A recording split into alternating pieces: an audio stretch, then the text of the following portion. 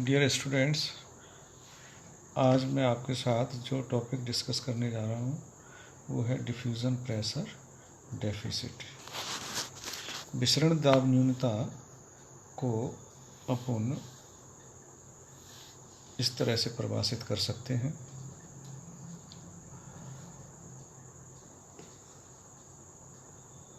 विसरण दाब पदार्थ की विसरित होने की प्रवृत्ति को दर्शाता है। विसरण दाब पदार्थ की सांद्रता के समानुपाती होता है।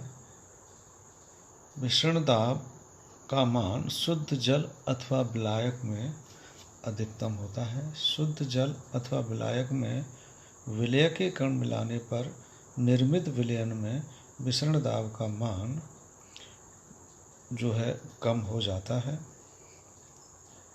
इस तरह से किसी भी विलयन का विसरण दाब शुद्ध विलायक के विसरण दाब से सदैव कम होता है।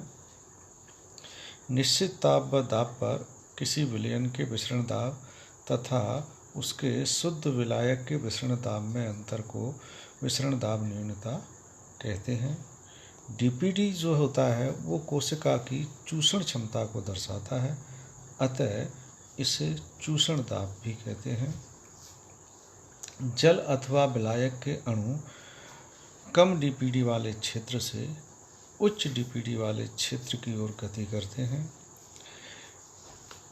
डीपीडी विलयन की सांद्रता के समानुपाती होता है, अतः अधिक सांद्र विलयन में डीपीडी का मान भी अधिक होता है। इसे एटमॉस्फेयर में मापा जाता है, जो एक प्रेशर यूनिट होती है। एक पादप कोशिका के अंदर डीपीडी का मान निम्न प्रकार ज्ञात किया जा सकता है। DPD is equal to osmotic pressure minus turgor pressure. जैसा कि हम जानते हैं, दिए गए समय पर टर्गर प्रेशर का मान बॉल प्रेशर के बराबर होता है, अतः turgor pressure is equal to wall pressure. इसीलिए अपन इस तरह से इसको एक्सप्लेन कर सकते हैं, DPD is equal to osmotic pressure minus wall pressure.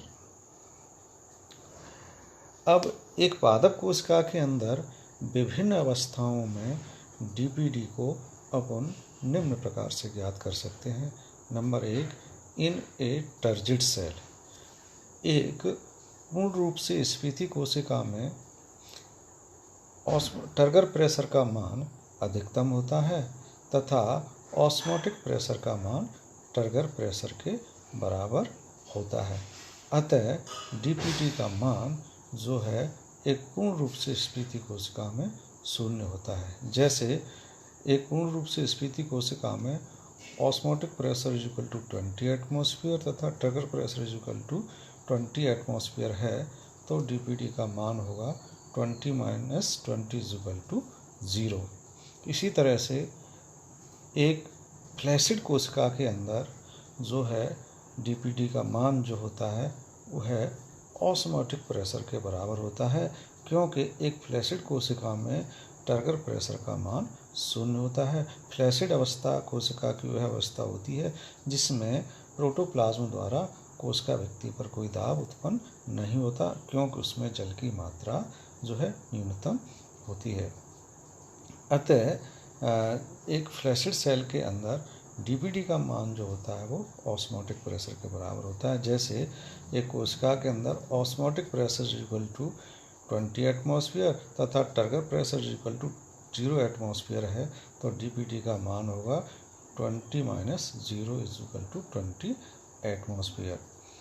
इसी प्रकार से एक पार्शियली टर्जिड सेल के अंदर भी अपन डीपीडी का मान ज्ञात कर सकते हैं। एक पार्शियली टर्जिड सेल में डीपीडी का मान ऑस्मोटिक प्रेशर तथा टर्गर प्रेशर के अंतर के बराबर होता है।